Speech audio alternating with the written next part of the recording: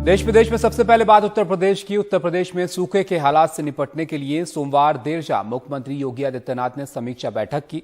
बैठक में मुख्यमंत्री ने हालात पर निगाह रखने का आदेश दिया। सामान्य बारिश न होने से खरीफ की बुआई पर असर पड़ा है। 15 जिलों में 75% से कम खरीफ की बुआई हुई है। उत्तर प्रदेश के 35 जिले बारिश की कमी से जूझ रहे हैं और बैठक में इन जिलों पर विशेष ध्यान देने का फैसला लिया गया।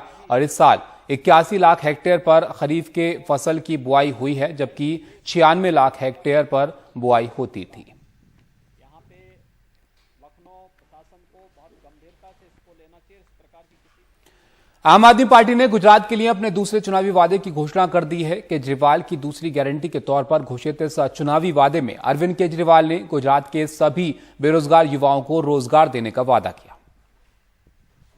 तो आज गुजरात की सोमनाथ की पावन धरती से मैं ऐलान करता हूं कि आम आदमी पार्टी की गुजरात में सरकार बनेगी तो अगले 5 साल के अंदर गुजरात के हर बेरोजगार युवा को हम रोजगार देंगे।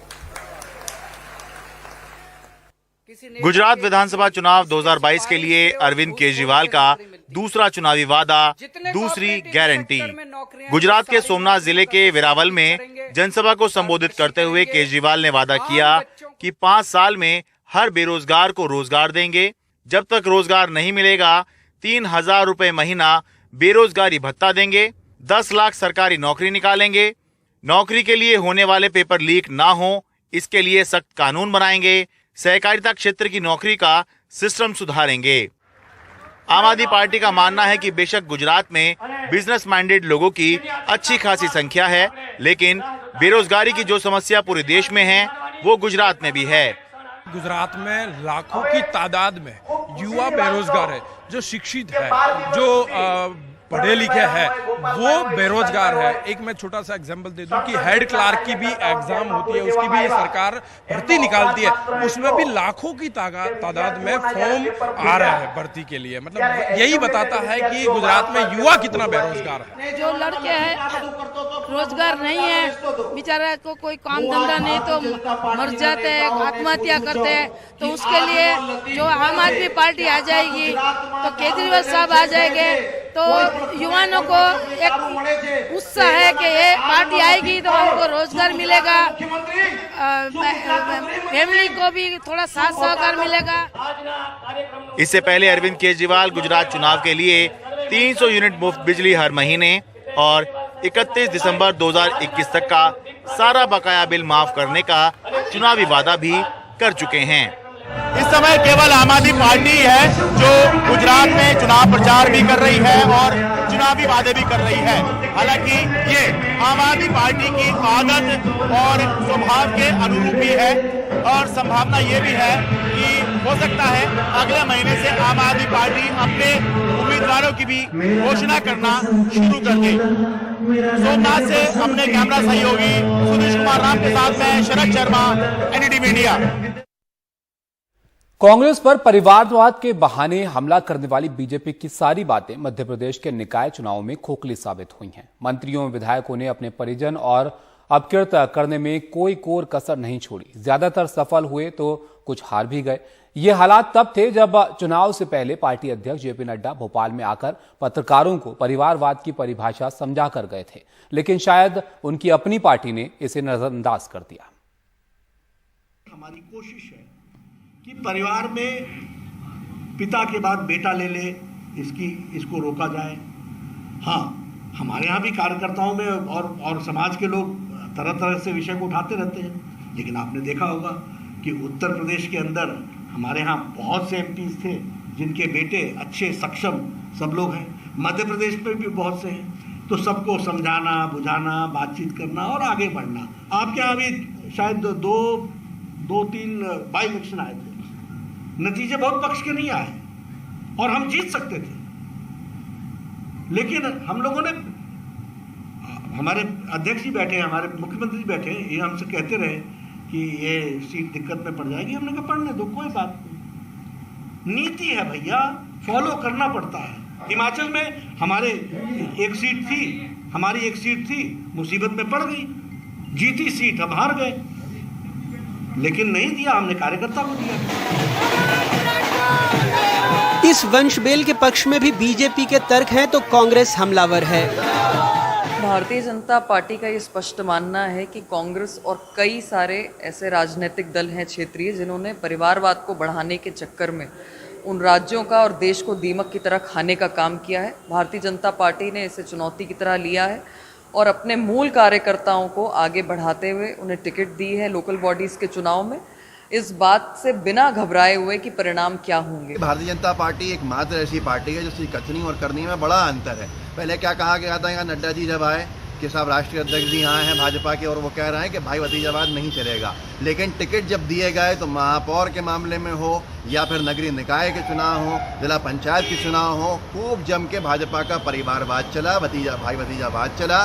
टिकट मिले, उनके जीतने पर जश्न मनाया गया। ये बताता है कि भारतीय जनता पार्टी कहती कुछ है और करती कुछ है और पूरी तरह से परिवारवाद में भाजपा लिप्त है।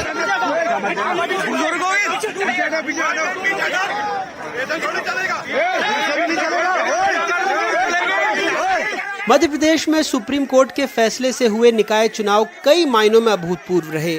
चुनाव आयोग की चुप्पी भी ऐतिहासिक रही। शुक्रवार को भोपाल जिला पंचायत अध्यक्ष के चुनाव के दौरान पूर्व मुख्यमंत्री दिग्विजय सिंह, पूर्व केंद्रीय मंत्री सुरेश पचौरी, पूर्व मंत्री पीसी शर्मा और कई कांग्रेसी नेता जिला पंचायत दफ्तर पर डटे थे। उन्हें अंदर नहीं जाने दिया गया, लेकिन बीजेपी के मंत्री भूपेंद्र सिंह, विश्वास सारंग और रामेश्वर शर्मा अंदर जाते रहे। बहस होती रही।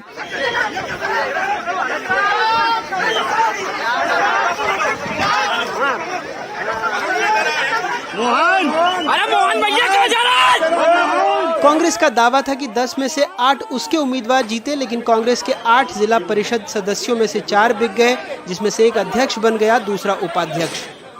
झगड़े के बाद कैबिनेट मंत्री विश्वास सारंग ने गुंडा कांग्रेस और पूर्व मुख्यमंत्री दिग्विजय सिंह को उसका अध्यक्ष बनाने की मांग कर दी।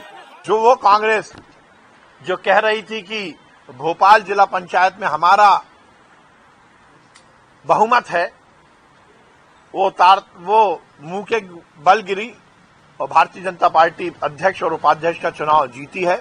आज मैंने सोनिया जी को पत्र लिखा है कि दिग्विजय सिंह को गुंडा कांग्रेस का अध्यक्ष बना देना चाहिए।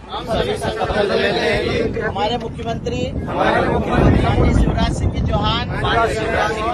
वहीं सीहोर के चुने सदस्यों का एक और वीडियो वायरल हुआ, जिसमें गंगा नदी में बैठकर वो सब शपथ ले रहे थे कि जिसको भी मुख्यमंत्री समर्थन करेंगे सभी सदस्य उसी व्यक्ति को वोट देंगे। साथ देंगे। ये माँ गंगा के किनारे सब शपथ लेते हैं। बोलिए गंगा मैया की। मध्य प्रदेश में इस बार निकाय चुनाव में बहुत कुछ ऐसा हुआ जो नहीं होना चाहिए था।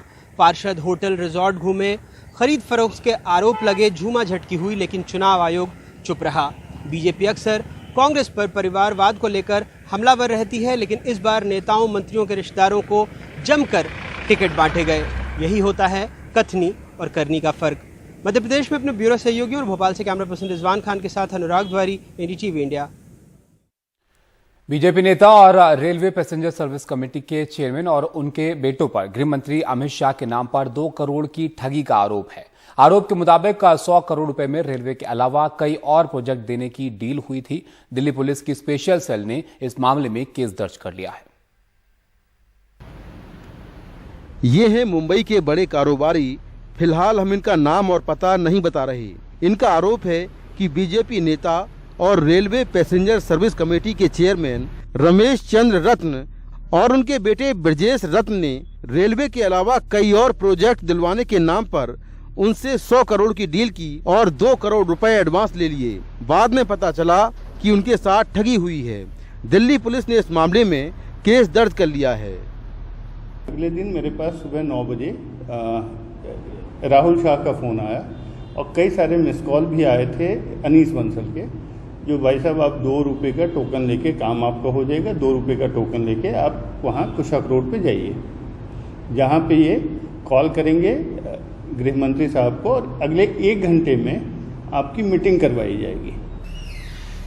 शिकायतकर्ता के मुताबिक वो होटल के कारोबार में है और रेलवे में भी काम करना चाहता था।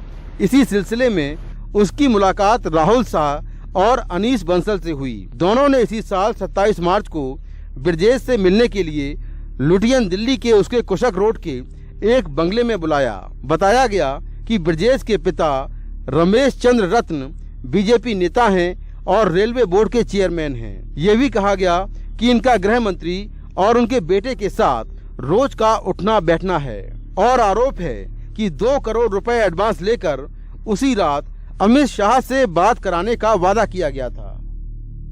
ये भी कहा गया कि उनकी इतनी ऊंची पहुंच है कि वो किसी को भी राज्यसभा सांसद और गवर्नर भी बना सकते हैं, लेकिन ना तो कारोबारी का काम हुआ और ना ही पैसे मिले।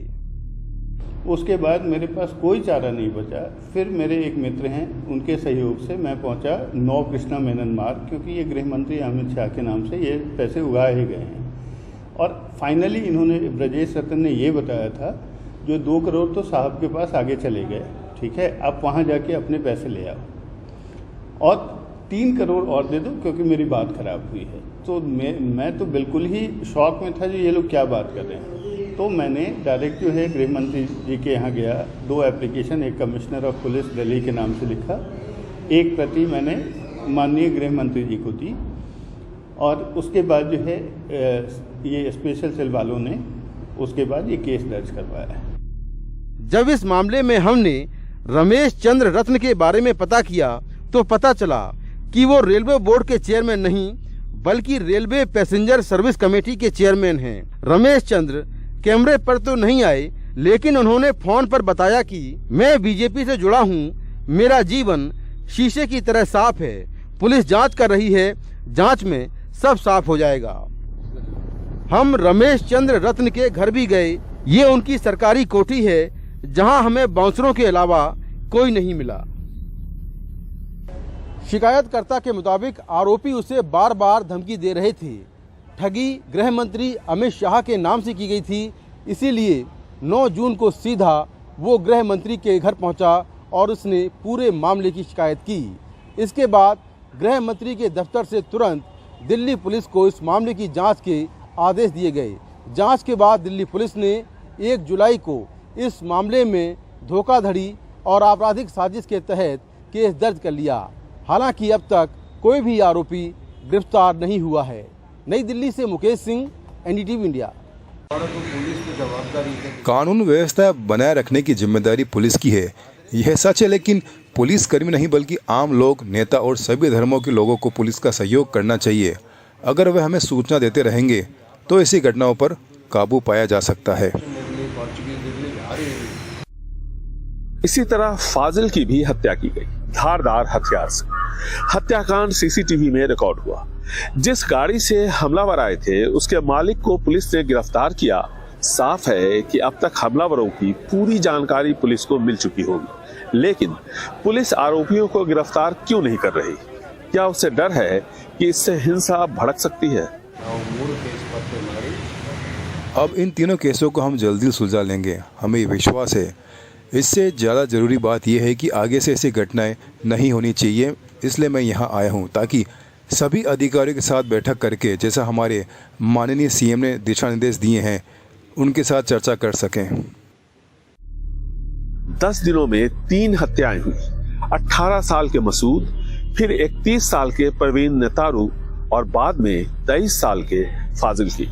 मुख्यमंत्री बसवराज बोम्मई सिर्फ प्रवीण के घर गए और 50 लाख रुपए के मुआवजे का ऐलान किया, लेकिन मसूद और फाजिल के घर नहीं गए।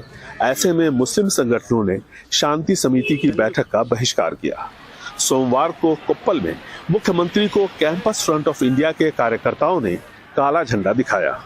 दक्षिण कन्नड़ा जिले में सुरक्षा बलों की मौजूदगी की वजह से फिलहाल शांति है, लेकिन सवाल ये उठता है कि पुलिस बल के हटाए जाने के बाद क्या वहां इसी तरह शांति बरकरार रहेगी? यहां बेंगलुरु में बैठे हुक्मरानों को इस मामले में थोड़ा और संवेदनशील होने की जरूरत है, ताकि समाज में बढ़ते नफरत की भावना को कम किया जा सके। दक्षिण कन्नड़ा से ब्यूरो इनपुट्स के साथ निहाल किदवई, एनडीटीवी इंडिया। जबलपुर में एक अस्पताल में लगी जबरदस्त आग से 8 लोगों की मौत हो गई और हादसे में कई मरीज झुलस भी गए। स्थानीय प्रशासन शॉर्ट सर्किट को हादसे की वजह बता रहा है। आग इतनी तेजी से फैली कि अंदर मौजूद कई लोगों को, जिनमें मरीज भी शामिल थे, उन्हें भागने तक का मौका नहीं मिल पाया। दमकल विभाग, पुलिस और प्रशासन की टीम ने शीशा तोड़कर कुछ लोगों की जान बचाई और आग पहले अस्पताल में लगे हुए जनरेटर में लगी, उसके बाद कुछ ही समय में पूरे अस्पताल में फैल गई।